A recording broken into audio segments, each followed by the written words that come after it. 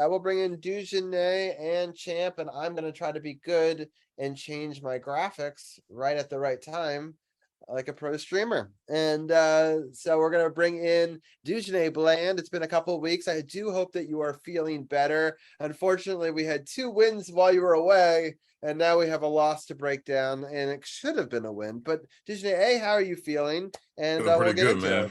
Feeling Yeah. pretty good.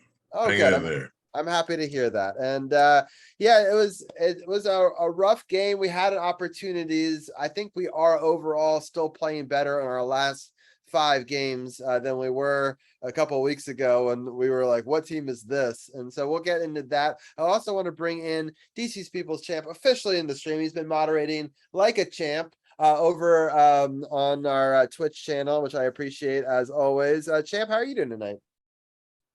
This Wizards team, this Commanders team has driven me to drink cheap beer because I'm so mad at their performance yesterday. That's where I'm at right now. But you are happy because the Wizards did win. We did talk about it live on air. So it's not a complete misery Monday. The Caps are currently winning. I don't want to get too far ahead of myself. Edmonton's a very good team. But I will do live scoring updates if the Capitals or if sadly Edmonton wins, you'll see my facial expression change. Hopefully we'll keep winning and that won't change anything, but we will talk about that. And then we will talk about the Wizards, the very end of this whole thing. But I will start off with you, Dujunnea. Let's go back a couple of weeks. We've missed you on the show. Talk about, we had won a couple of games and then we won 2 more since we last talked to you. And we'd sort of seen a rise of the Commanders. What has your thoughts been over the last couple of weeks? And what has been the big differences you've seen it? It's pretty much of the same over the last 3 weeks up to this week as well. The defense is playing well. They seem to be getting to the ball a lot quicker. Guys are maintaining their proper gap responsibilities, and we got to give St. Juice a lot of credit.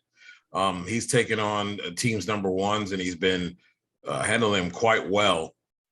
Even though Jefferson got off a little bit, they did a good job though. Offensively, as much of the same. It's a lot of head scratching. There's a lot of things that don't make sense. It seems that the offense doesn't flow necessarily from play to play. They get away from things that really are working and tend to, I don't know. It's like flounder a little bit, but it's a little bit of both. The plays are not being executed very well, but they also aren't the strength of this team. So it brings a lot of difficulty to be able to really get some kind of cohesiveness on offense. They're just, they're just up and down. And that's how it's been. They've made some plays that have got them wins late, and they were not able to do that this week.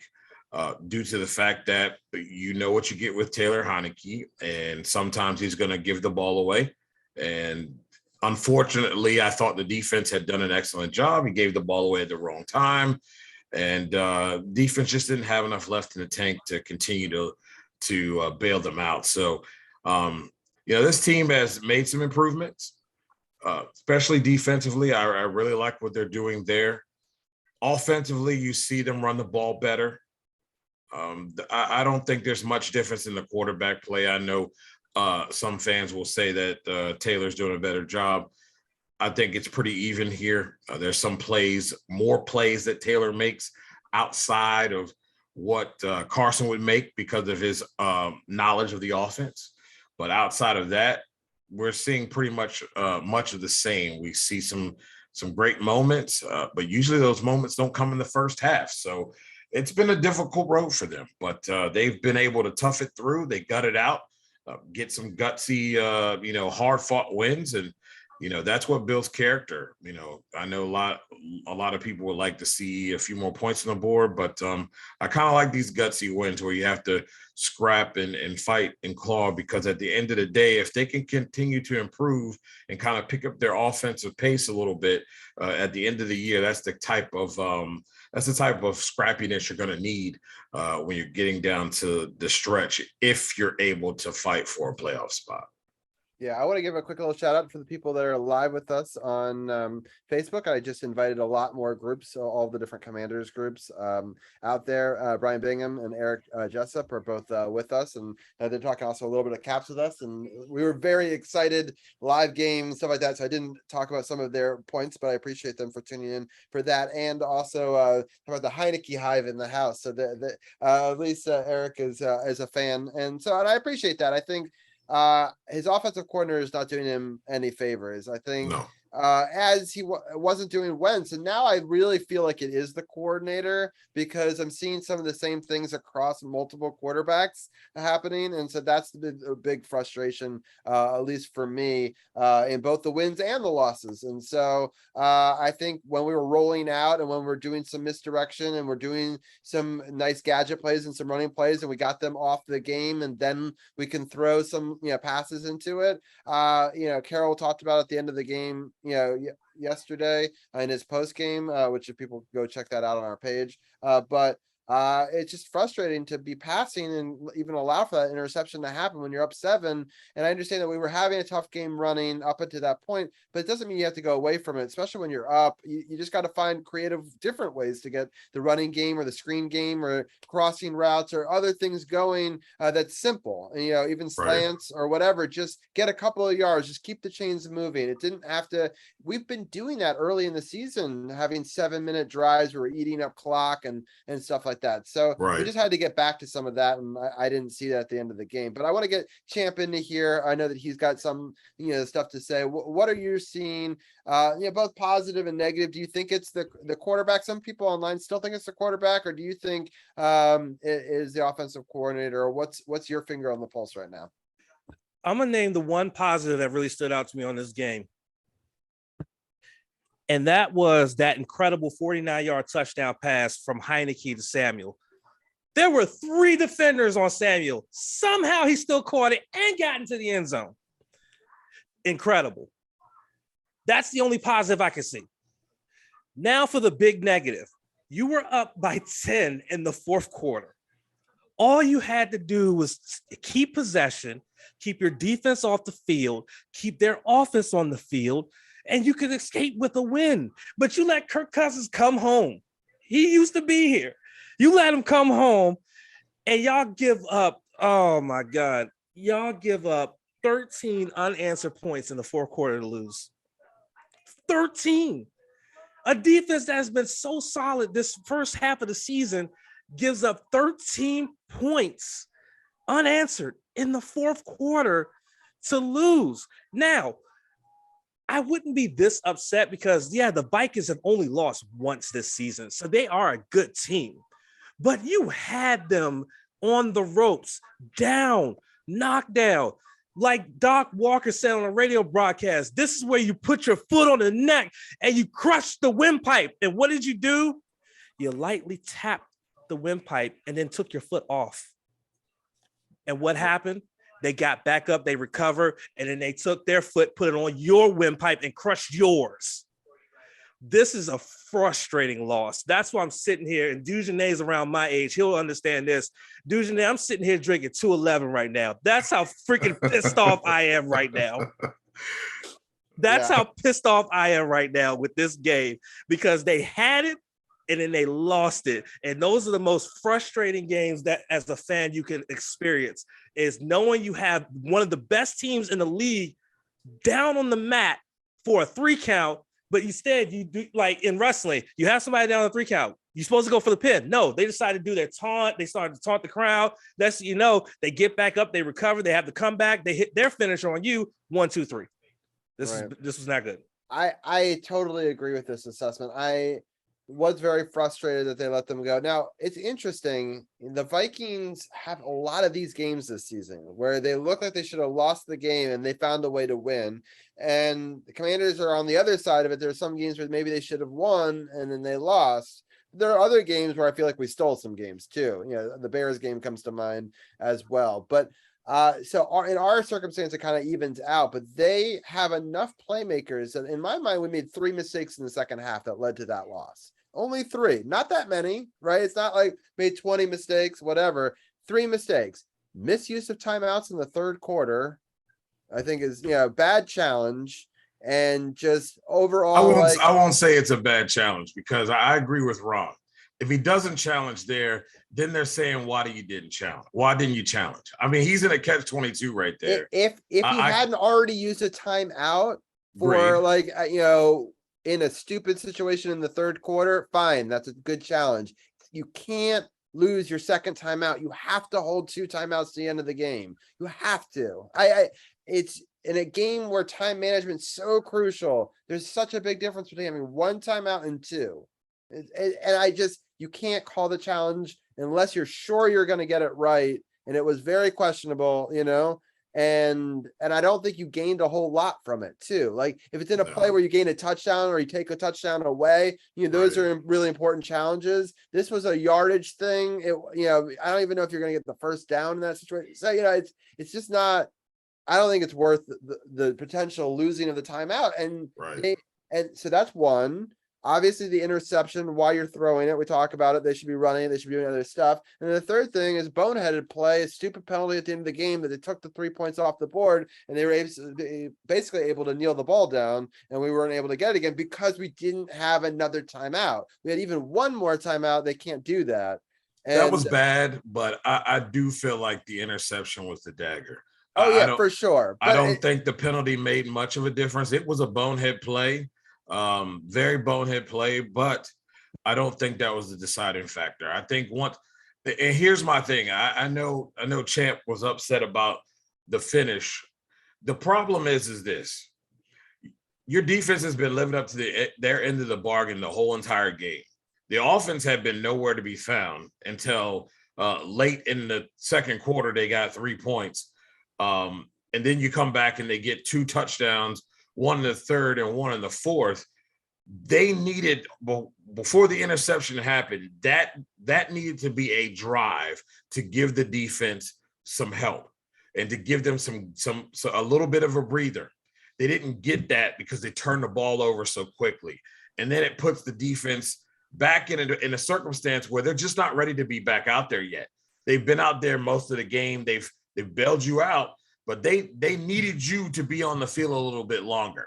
I blame Taylor for the throw off your back foot. You had time to set your feet, and you threw it off your back foot. It went high and sailed and got picked. But I also blame Scott Turner in this instance as well. Why is that the play call? There should be multiple shorter options that are not going into double coverage. There were several things they could have done better. And that would have been safer throws than to put your quarterback in that predicament where your offensive line isn't consistent at blocking a pass rush and giving your quarterback a clean pocket.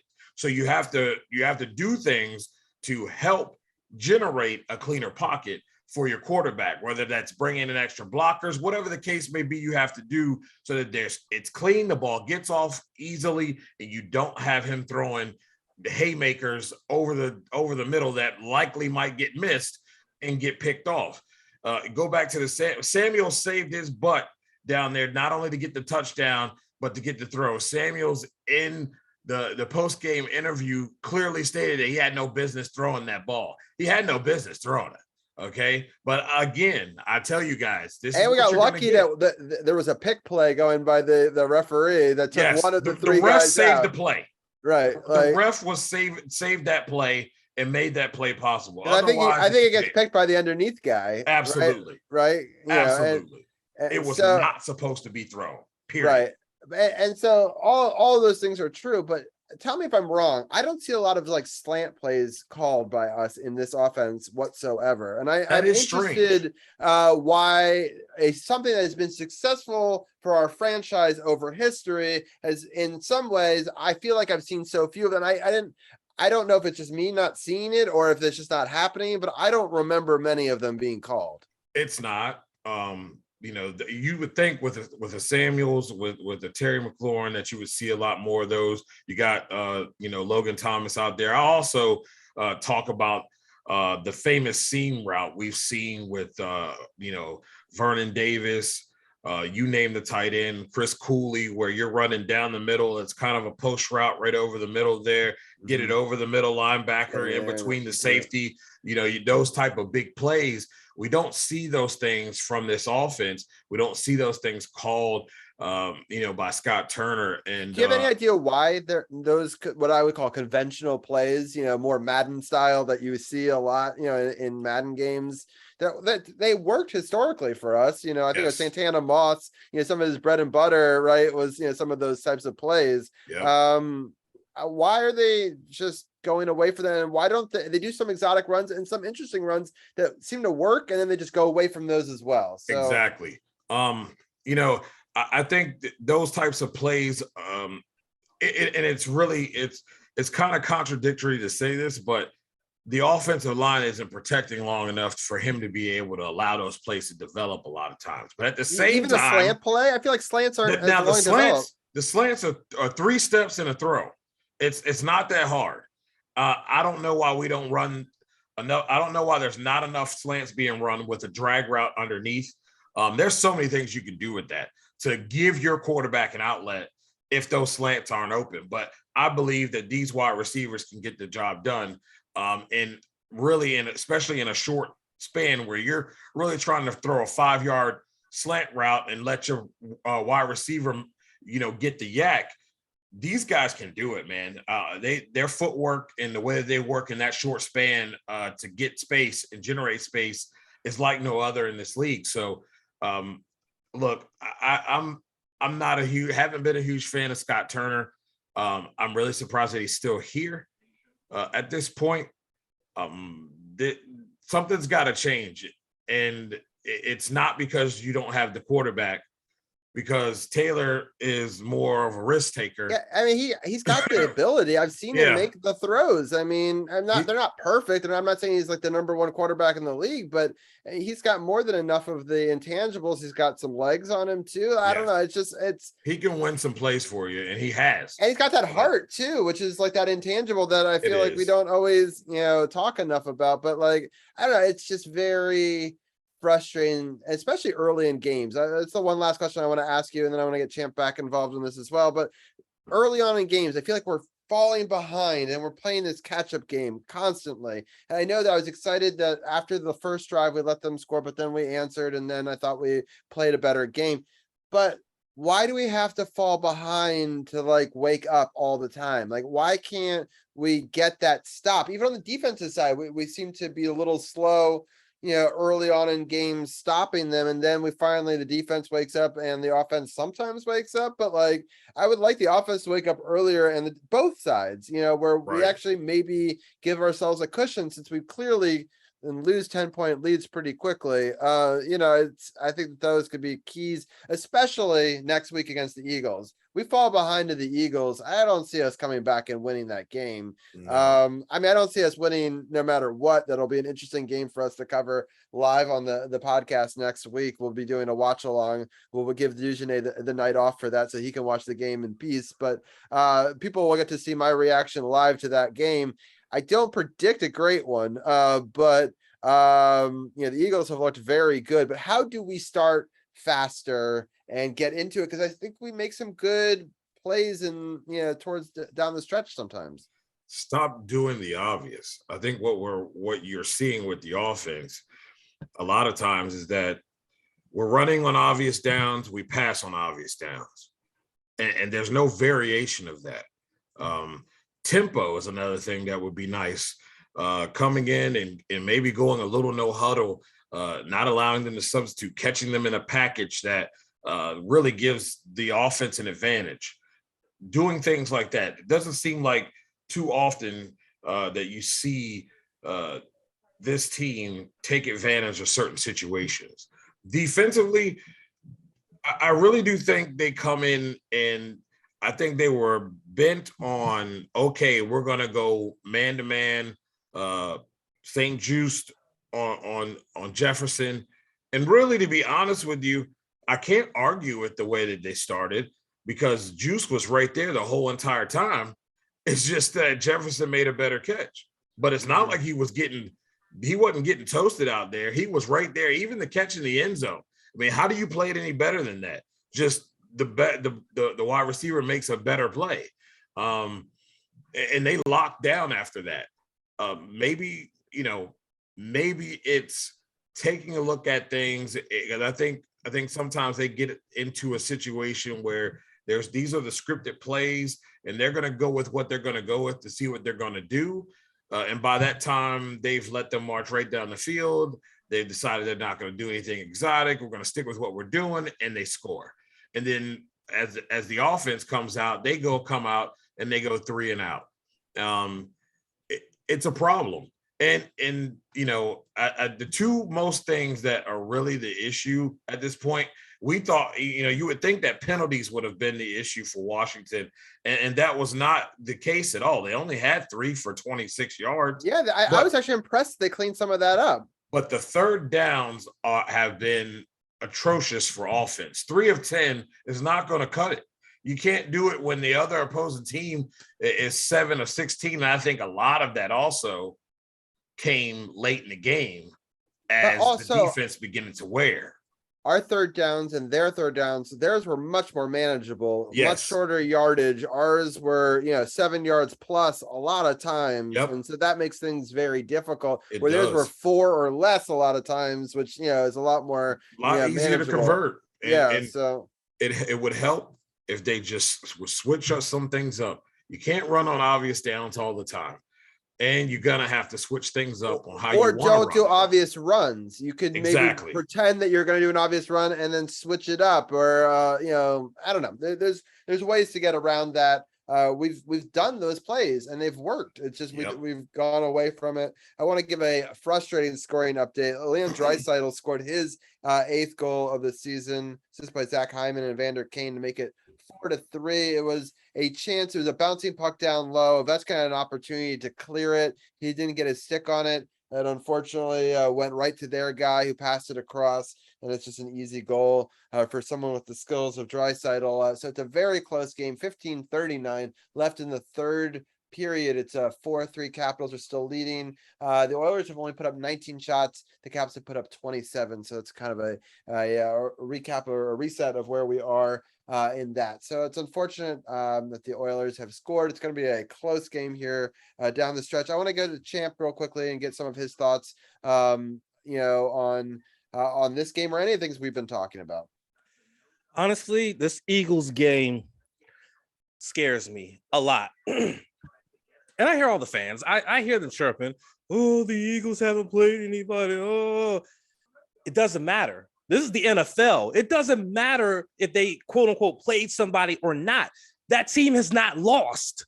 So clearly they're doing something right if they have yet to lose a game.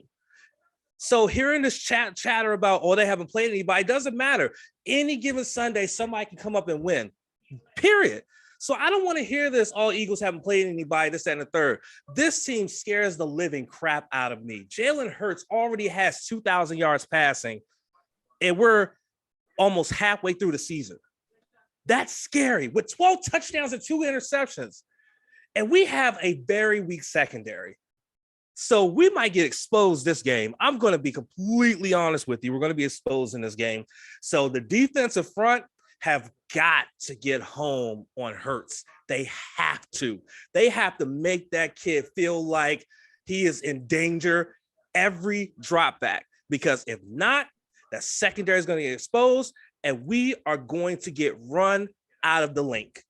Point blank, period. And by the way, this is a primetime game. The Commanders are ass on primetime games. So that's what makes me even more nervous. Also, even worse on episodes that we do a pregame, postgame, or during the game on a Monday night, awful record. We've only won 1 time in 7 years. But, so I hold on, Robbie, I got this. This is brought back a memory. Yeah, the last time the Eagles and Commanders played on Monday night, I went to that game, and Donovan McNabb was pure trash, and Vic beat the crap out of us. And I was at that game, and it rained, and I was pissed off. Oh, God.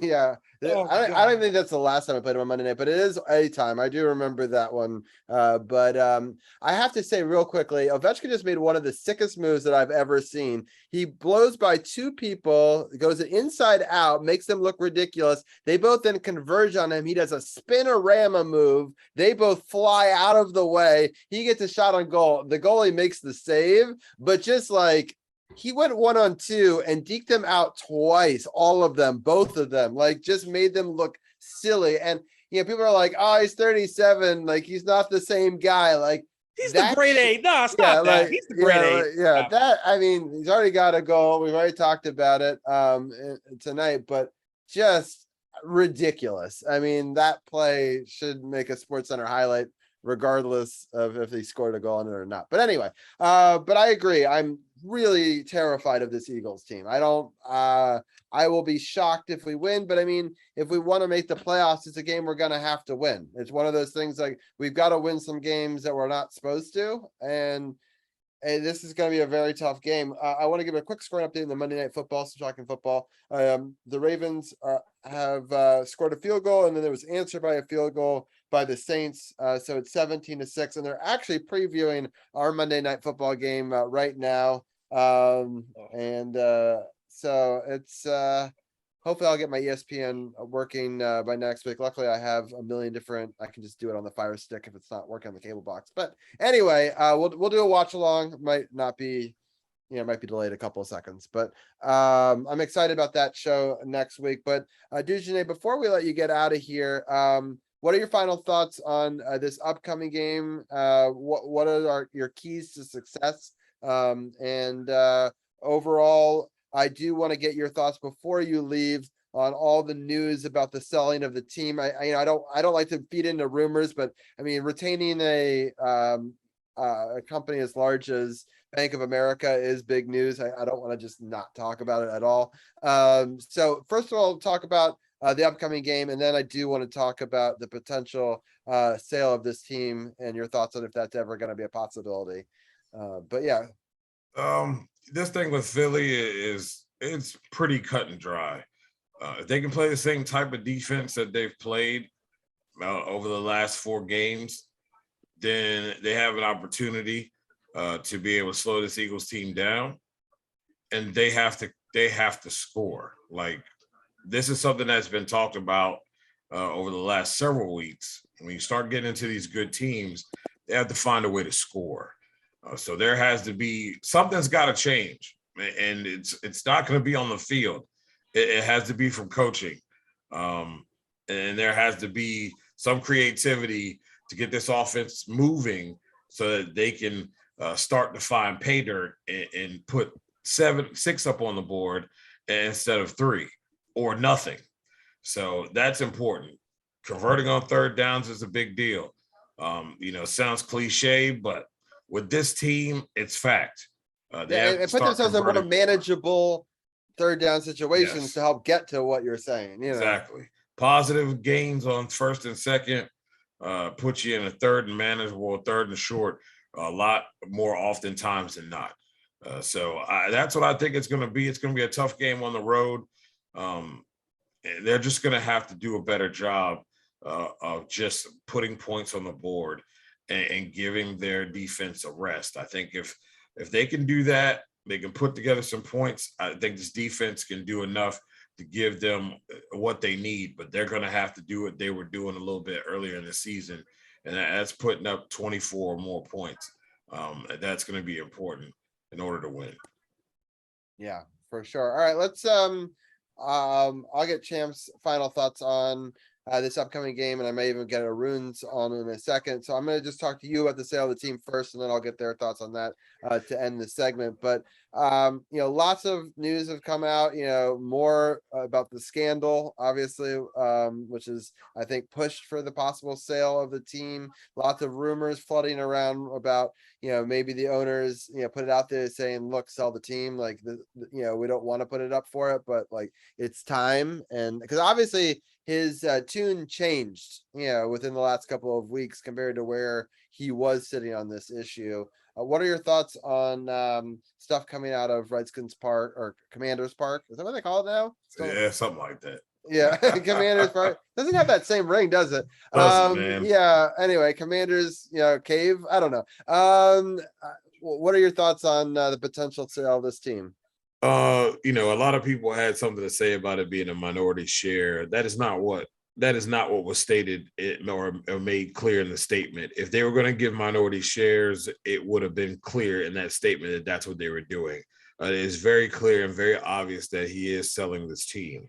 I believe that it has something to do with Tanya being booed in front of everyone. And, once that starts to happen, I think all of what's been going on, it takes a toll on a family, takes a toll on people. And they're aligned to make a lot of money. I mean, estimates Oh, are somewhere between, that's got to be interference. They just ran over our goalie and then claimed that they scored a goal. But no, like he literally, I think that should be a penalty, to be totally honest. Sorry. Like they just like ran our goalie and like it was almost like, I don't know what, let's see here. It's a shot. It goes off the goalie and then he like does a 360 windmill with a high stick.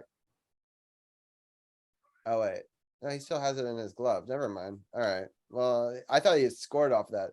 So I guess they just said, God, hockey's a crazy sport. You can have all those collisions right in front of the goalie, and they're just like, blow the whistle. nothing. Next play. Yeah, that never happened. Like I miss like the guy looked like he hacked our goalie's mitt. No call. I don't know. Maybe it was just the angle I was looking at, but because you can't just like windmill your stick into his glove and have it knock in. Like that is not a move that you can do in hockey. But anyway, I do think that if you're standing to win potentially $4 billion on a move and you got to invest in a team in 20 years, you put 800 million into it, probably put in a little bit more over time, right? Let's say it's 1.5 billion. All right. We're going to give him the benefit of the doubt and say he actually invested more than I actually think he did in this team. Potentially between $5 and $6 billion. Yeah. I mean, it's one of the story franchises, whether outside fans want to joke about, but the fact of the matter is, this is one of the, the story franchises of this league. And it's very, it's known that the league wants this team to be back to where it was, and prominent and at least, doing some things like some other teams are, making at least having winning seasons and at least making the playoffs at the very least for this franchise. And I mean, I know a lot of people are kind of, on the fence, but this is very real, man. Like, I've heard people say after that, their last away game that old Danny Boy wasn't looking too good. I think there's a lot, that has changed over that last statement where they said they won't. And, after Irsay's comments, but where there's smoke, there's fire, man. It always is. And, I think this is definitely a sale, ladies and gentlemen. It's just a matter of who's going to be the group of the individual or group of individuals that will buy this team. Yeah, it's interesting that Jeff Bezos is the guy who's most talked about and has been linked to this team for years, buying the Washington Post. And, he's clearly, people have thought that they've written pieces out to try to, encourage this, along the line. We've had conversations about that on this podcast before, but it's interesting to me because they own Thursday Night Football now. And from my understanding, that would be a conflict of interest. How could you own the network that's just, and also own one of the teams? I just don't. None of the other teams get to own their own like broadcast networks, right? Right. That's true. Yeah. That's very true. So I wonder if that's even possible, right? So ultimately, I really hope, there's also been talk of Elon Musk, thrown out there just because he's got enough money that he could just when you could just buy Twitter on a whim because you want to have memes, you could easily buy a football team for $6 billion as well. I don't want that Muppet owning this team. I'm not even kidding with you right now. Yeah, I mean, both of them would be difficult owners for us. I don't think that, because they are good businessmen. Hopefully they put the right people in the right spots, but they both have had some serious character flaws in their past, right? And I don't, this would not even be top 8 of their companies that they own, right? It'd be so low on their radar that you at least want a little bit more of an investment. I think somebody who's like top 3 investments of theirs, right? Like, for all the things that we talk about Dan Snyder, it was his primary thing, and there's something to be said for that. I would love Ted Leonsis because he's proven to be a good person, in this area, but I don't know if he's got enough money to be able to come up with the dollar amount that he needs to come up with. And you need an owner that is in the building and at least is there, seen, or a representative of his that is there. That's very important. I think people don't realize that with the Patriots, if Robert Kraft is not there, I believe his son is there. Someone, there needs to be a presence there. And they don't need to be hands-on, all that. Just cut the checks, let the football people do the football things.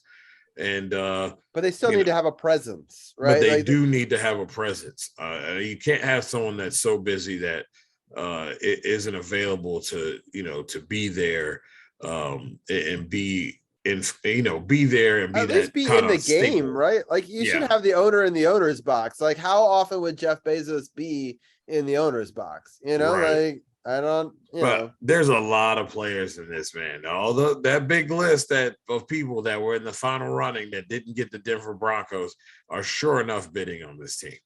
Right. So there's going to be a lot of people looking to be a part of this new brand that has been created that is not even remotely a year old yet. There's a lot of good things here. There's a lot of good things to walk into and to be able to improve upon.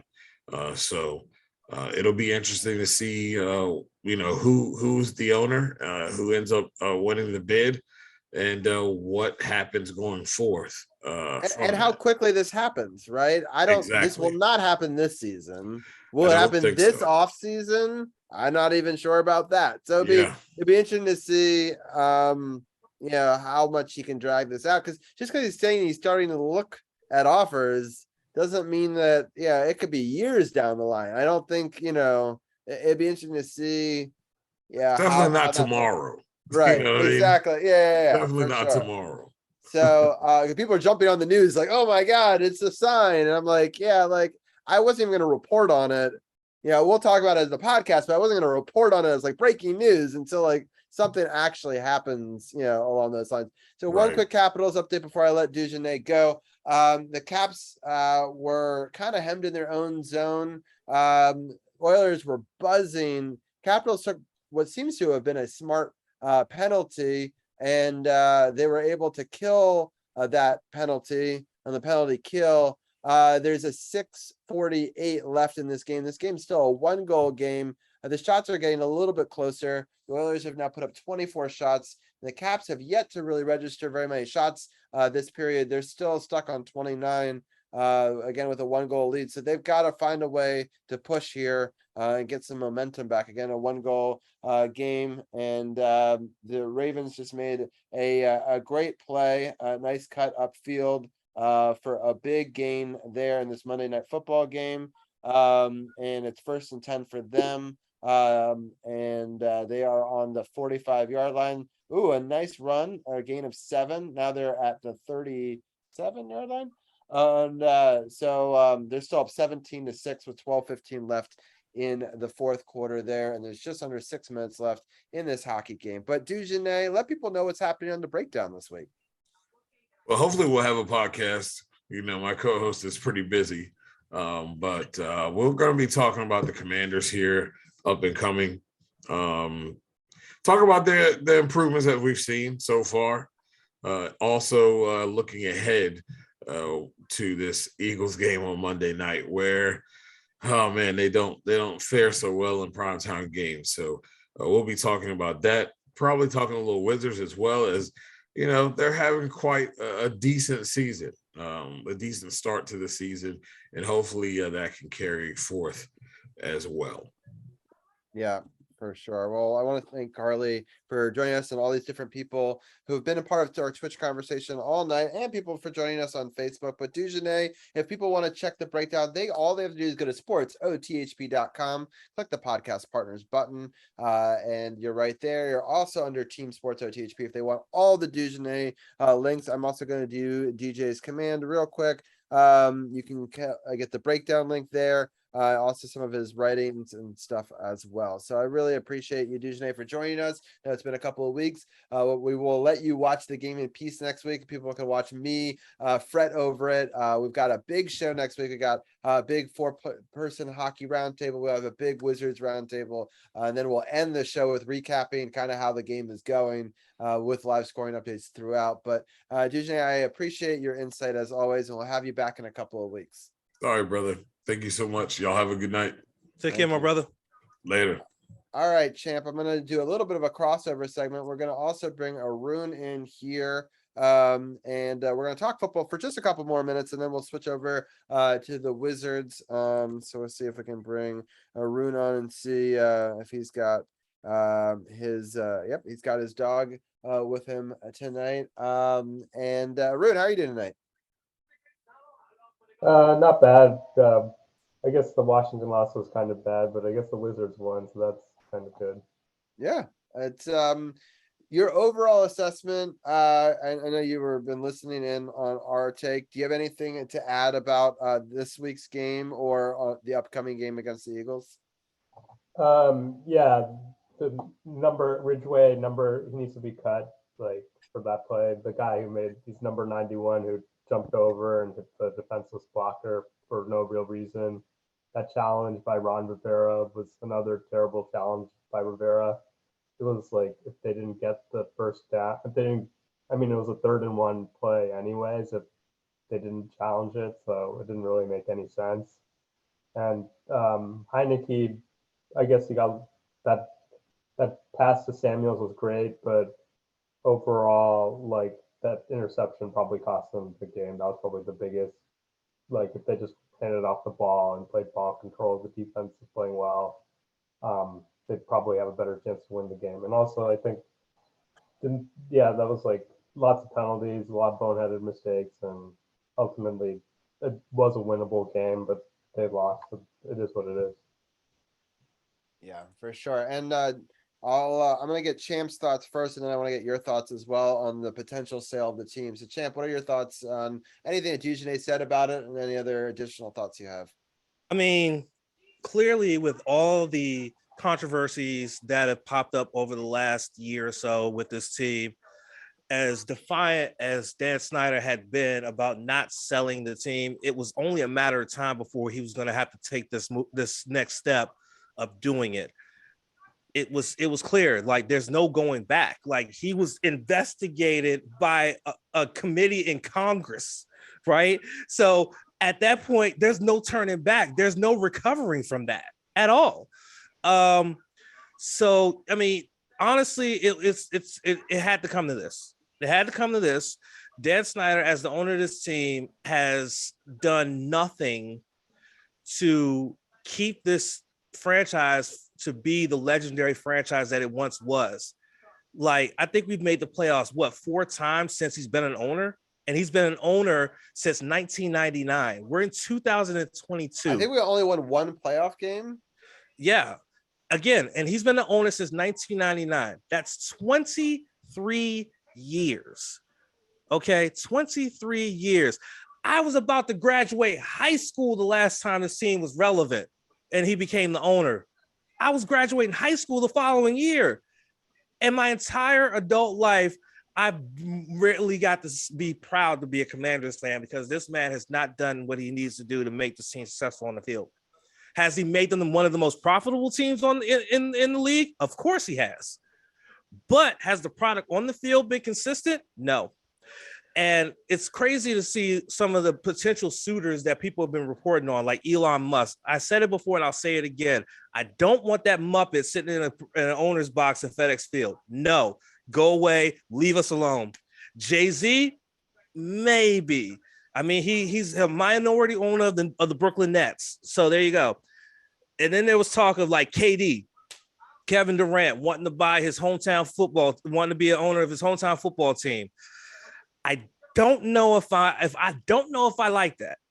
I don't know if I like that because how is he making enough money? I mean, I guess he'd be a minority owner too. He probably be a minority owner going in with a group or something like that, but he has expressed interest in it and stuff like that. But I don't know if I like it, only because of the fact that he's done things. He's made overtures over the fact that he's kind of trying to distance himself from being in the DMV, which is why he avoided even wanting to be a part of the Wizards and things like that. So I can't trust someone who doesn't want to be a part of their hometown basketball team, but wants to own the hometown football team. I don't know. But either way, again, it had to come to this. When you get the United States Congress involved in your affairs, you can't recover from that at all. You can't recover. And then when you come out and say, oh, I got dirt on most of the owners and the commissioner, then you're really screwing yourself at that point. You're really screwing yourself and you cannot recover. So the sale can't come any faster. We need something fresh and new to help this team come back to prominence. As a fan, it's been 23 years of misery and it needs to end. Yeah, for sure. This hockey game has just been crazy. So much zone time, and just lots of action. Unfortunately, the Oilers are just, oh my God, we're still stuck at 29 shots. And now I think the Oilers are up to 27 shots. So they have closed the gap greatly in shots and just have been tilting the action. There's 2:33 left in this third period in a very exciting game. They're relentless in their attack, and the Capitals keep on nearly getting it out, but not doing enough. And it's not, I think, for the lack of the Capitals trying. It's just the Oilers are just trying that much harder. They're obviously down the goal right now at 2:33, and they just are hungry for it. But Arun, I'll ask the same sort of question to you while I continue to be nervous here. What are your thoughts on this ownership potential change? It would be probably good news because Washington hasn't won 11 games since Dan Snyder has been the owner, and I believe pretty much every other team has done that in the NFL since Snyder has owned the team. So, and he's part of, and I think you want him out of the room as much as you want an owner to care about the team. He doesn't really know what he's doing. He's responsible for crafting guys like Haskins or overpaying somebody like Albert Hainsworth.